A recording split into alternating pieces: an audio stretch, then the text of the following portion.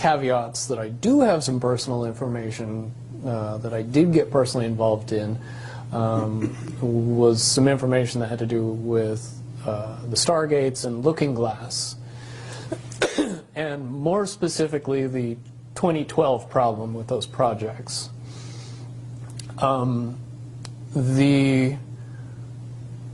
guess, popular opinion of what's out there right now is that the project was shut down because there was a problem when we approached 2012.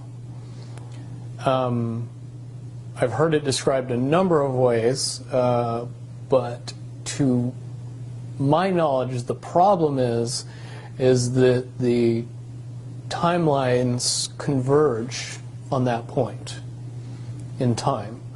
And when you know enough about the Stargate projects and the Looking Glass project to know that how string theory works and how the possibility of possibilities works and how making one choice over here doesn't necessarily mean that the other choice couldn't exist at the same time. But once you get your brain wrapped around this subject, you find out that at the end of 2012, in an easy way to put it, the choices that we make become less and less consequential to the future. And eventually we're pushed into this bottleneck of time, no matter which choice we make. And that's important to the people that had access to Looking Glass, because they would use Looking Glass knowing the choices that they would make and the future would pop up. The big mistake was coming up with the possibility of future. And when we started using a computer to say, well, if we make this choice, it's 79% possible that this scenario happens, and 23% are possible, or whatever, you know, I'm using round numbers, that this scenario would happen. The understanding at the time was that was realistic. However, if you go down the road further and free will continues to exercise itself on this game, that 79% possibility sometimes changes very, very fast. But if you look at the situation in a point of time, it seems very realistic that that's the greatest possibility. What happened was people, very smart people, began to figure out that something big was coming up. Something that made it so all the possibilities of all the future scenarios of any choice, any possibility that was fed in and observed through the Looking Glass inherently ended up in the same future. And no decision, no possibility changed past a certain point. That's the big secret.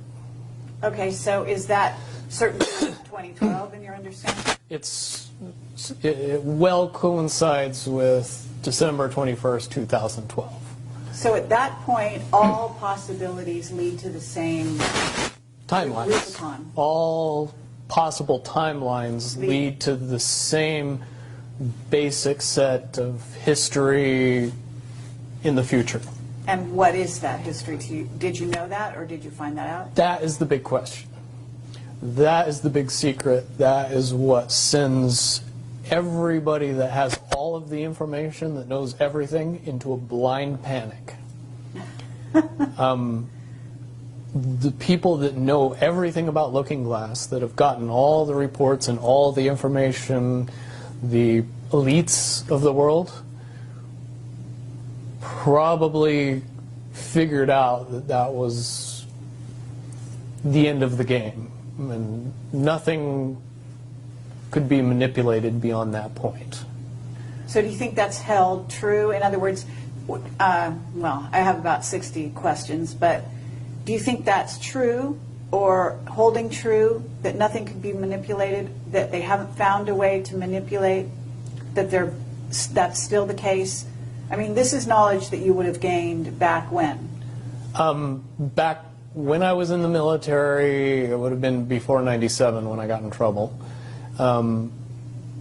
And it was things that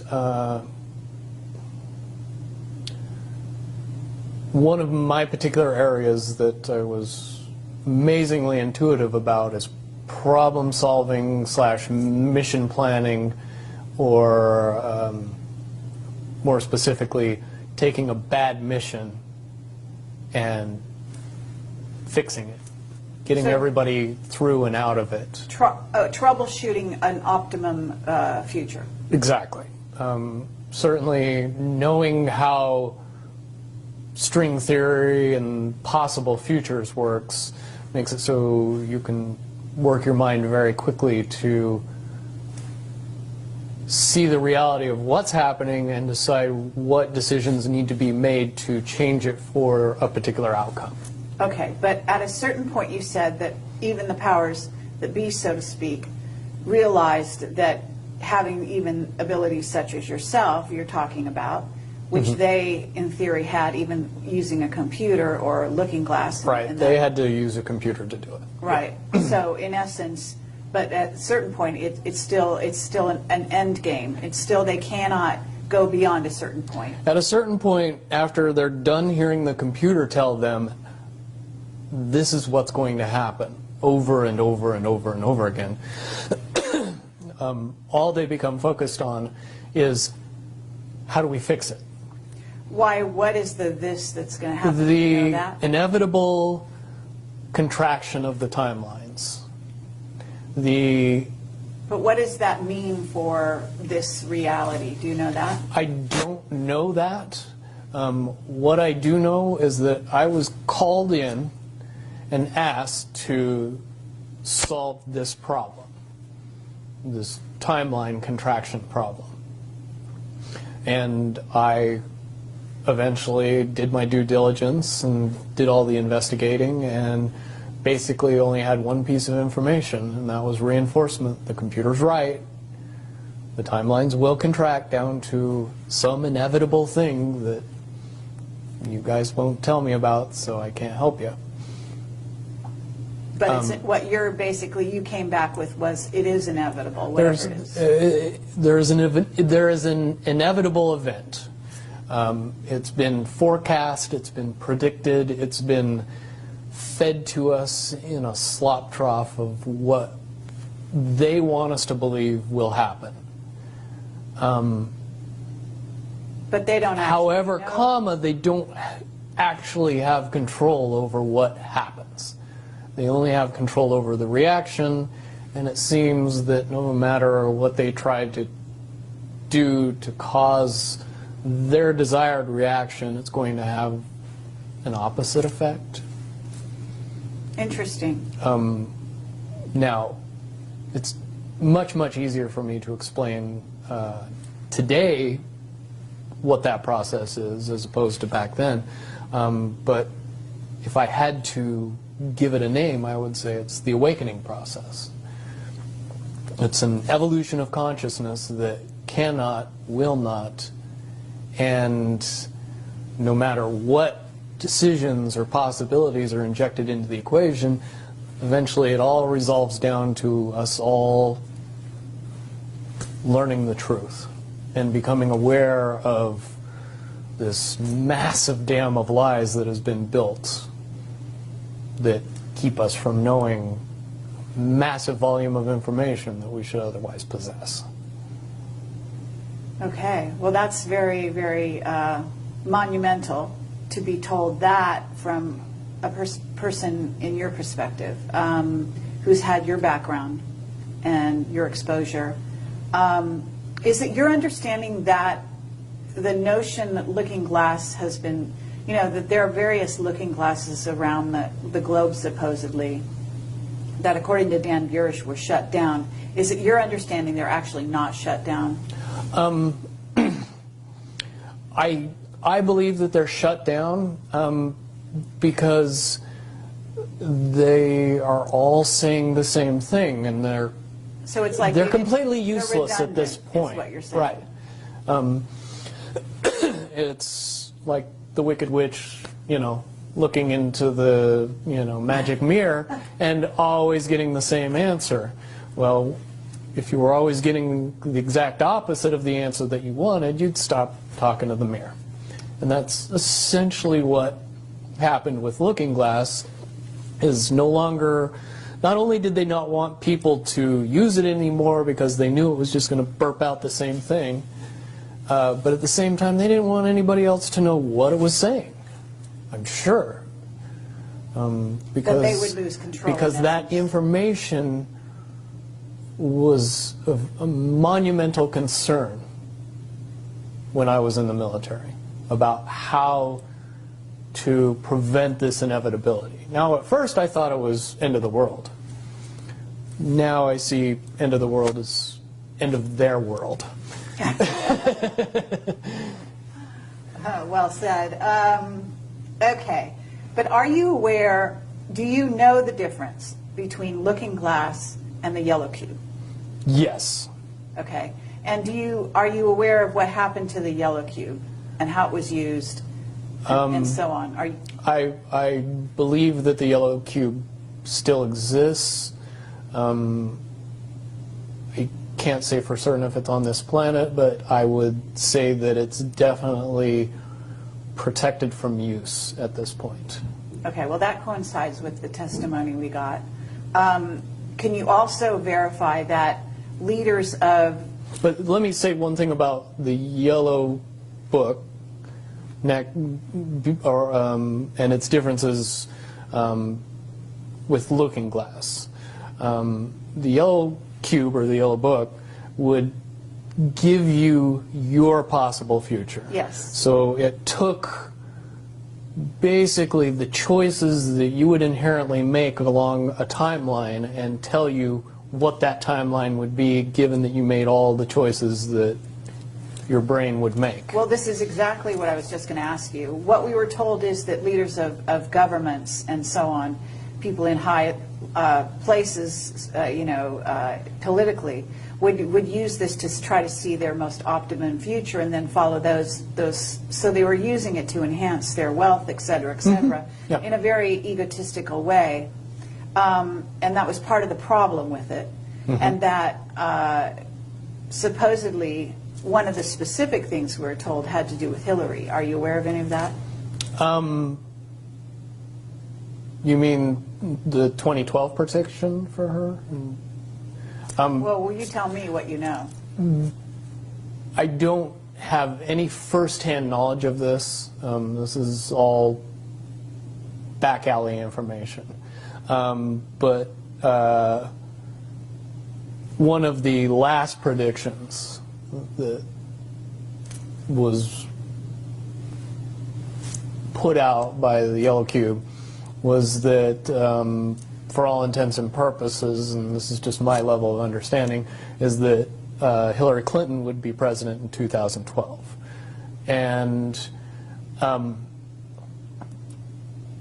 when the Yellow Cube is involved, it leads me to question what I know about Looking Glass and string theory along with that.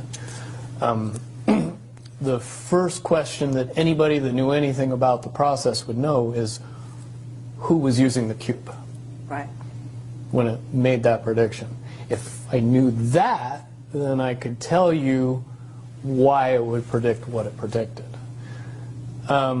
Wasn't there also an issue with, I'm not sure, but in using the Yellow Cube, Yellow Book, however you want to term it, that they actually had to use it through an intuitive who had a high vibration, had to be in the vicinity to, in a sense, be the go-between between the person who wanted to use the cube Right. and the cube itself, because normally they didn't have the vibration necessary. Correct. And that is a process that would prevent anomalies from popping out in predictions. But it wouldn't completely... No, and I'll tell you why. If it was used properly by somebody that knew how to use it and could eliminate their thought process from the machine's effective use, it would be very easy to get an exact, what future holds. Right. However, anybody that has that ability would inherently know that that information could not be given and would be protected.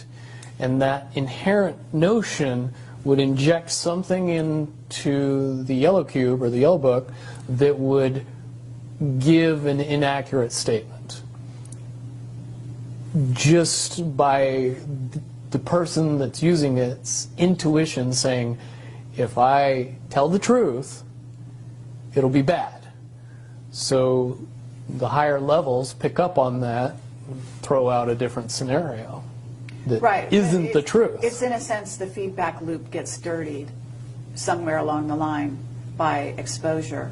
And that's why those pieces of technology should have never been used by humanity in its current level of understanding.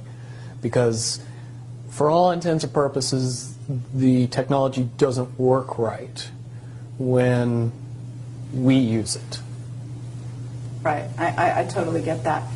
Okay, so to get back to Looking Glass and the possible futures that they do converge, and the notion of, is there anything else that you can tell us, that you would want to tell us about that and the rest of the laundry list of sort of information that you had directly to either for yourself or through someone that you had vetted?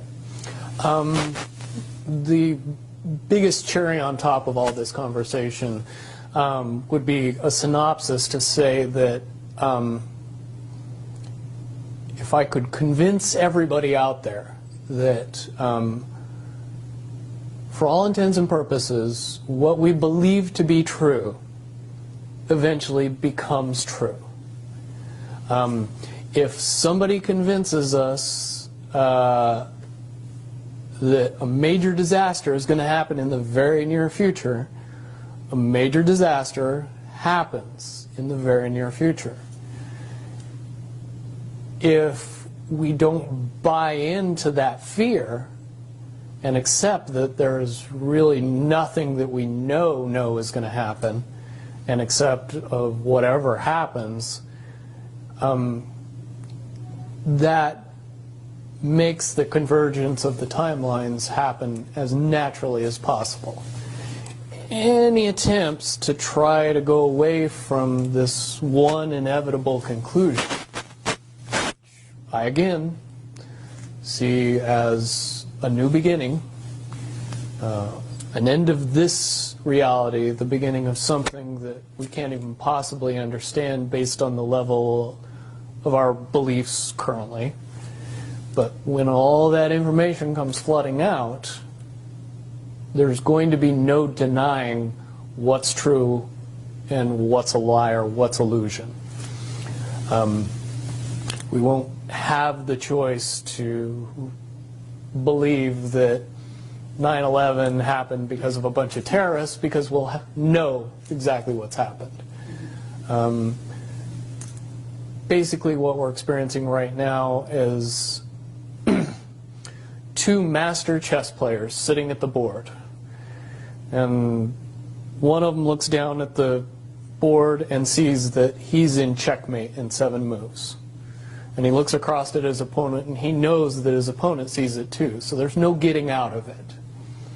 So at this point, the loser can only prolong the game. The game, both players know the game is over. It's only a matter of time before he does this, and then you're forced to do this, and then he's forced to do this, and eventually checkmate. We, as a race, if we could understand that the game is over, that based on the rules of the game, the bad guys have already lost, the good guys have already won. Yes, there's moves left on the table, but those moves are being forced by the player that is going to win. The only way that checkmate can't happen is if the player that's winning makes a mistake. But from all of the information that I've gathered, all of the information that's been given, all of the information that's been vetted to me, it seems pretty obvious that the good guy player on the side of the chessboard knows exactly what has to be done to win the game. And so at this point, any mistake would be all but impossible. But again, you really have to understand the game to know that the guy that's losing is lost. And I'm sure most people sitting watching a chess match between two advanced chess players know the game's over long after the two players know it's over, because they can't see the board and see that there's only 7 moves left. Okay, but when we come to this convergence, and again, you've seen, or the looking glass has seen, up to that point. Now, let me say why I believe that it comes down to one inevitability, is because I was entrusted in getting it down to 2 possibilities. And I've heard both of those possibilities talked about in massive proportions, the good and the bad. Okay, do you want to talk, so can you in one sentence say what the good was and the bad was, or are you able to do that? To most easily put it to people, I suppose. One scenario is what most people would understand to be ascension, or an evolution of consciousness that brings us out of the cocoon and turns us into a butterfly. Timeline 2 is some kind of major global catastrophe that drives most of us underground and leaves a few of us on top to fend for ourselves. Very well put. Okay, so I would imagine, and you can... But I would also like to point it out that they call Timeline 2, Timeline 2. It seemed very odd to me that even back then it was identified as not 1. And that Okay. one is the didn't ascension get one. talked about. Okay, 1 is the one that involves what in essence would be ascension, or moving into, from the cocoon to the butterfly.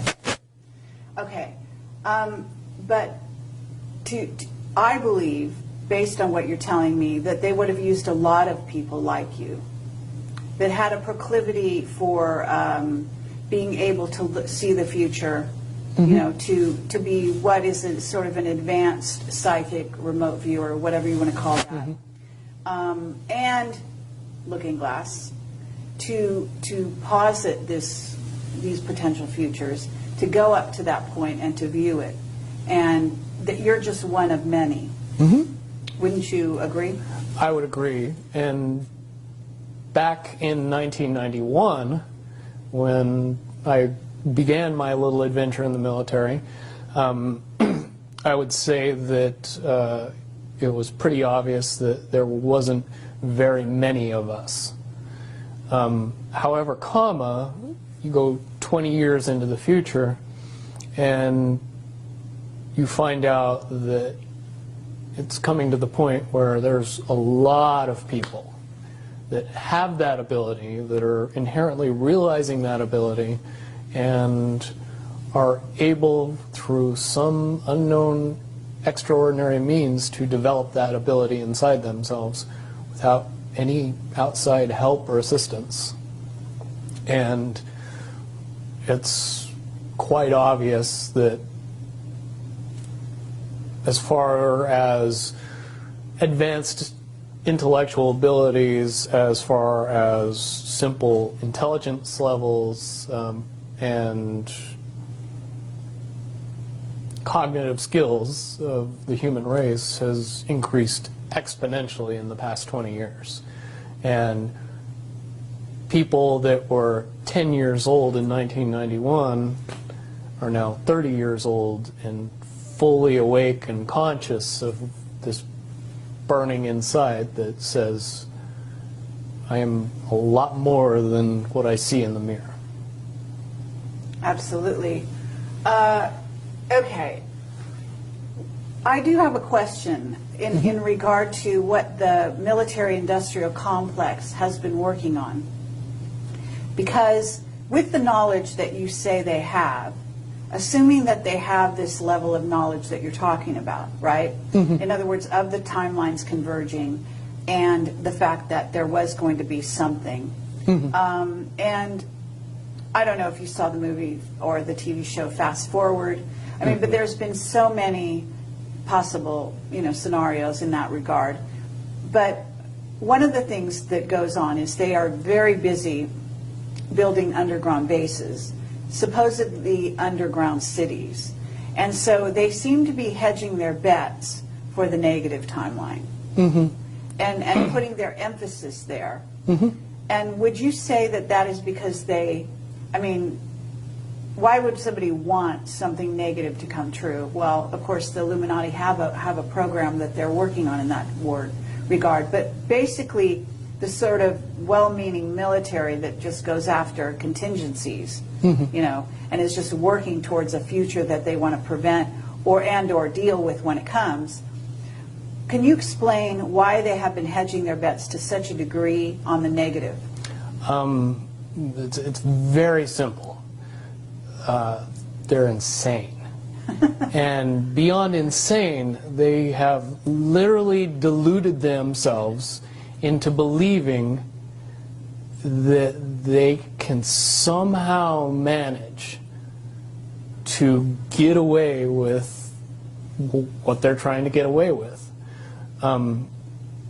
There is a distinct lack of reality in that thinking. Okay, what about the notion that CERN, for example, is engaged in trying to beat that game, as you call it? I would say, look at the problems CERN has had. The crazy little things that have kept that project from moving forward.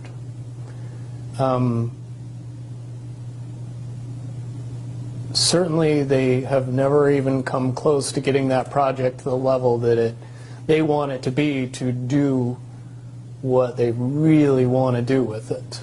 Okay, well, what about the notion that that's the party line, that they haven't been able to do so? But if you really think about it, that's what they would prefer people to believe, so that they don't think that there's a threat. But when you listen to the interviews of the scientists that are working on the project, even they say that it seems like somebody or something from the future won't let them get that project done. And the craziest little things have caused massive damage to that project. And when you get the foremost thinker in string theory saying, yeah, I don't think we're going to do it because I don't think fate wants us to do it, that says something about a scientist. Okay, so, well, thank you very much. I think that at this point we're going to have to close this down unless there's any other things that you think that we haven't covered or that we could possibly touch on that you want out there. No, I don't think we'd get any further tonight. Certainly, from what I know, the questions will come out, and be more than happy to do a live feed after that and then answer any questions that anybody comes up with from this interview. Wonderful. All right. Well, thank you very much, Bill Wood, for your service to humanity. Well, hopefully I can get everybody else working towards that goal as well. Absolutely. Well, apparently, regardless of which way they work, the convergence will happen. Yeah, there's a certain element of pain that we can reduce by just not accepting that we don't have choices in the matter. And sitting back and waiting for the aliens to fix everything isn't going to help.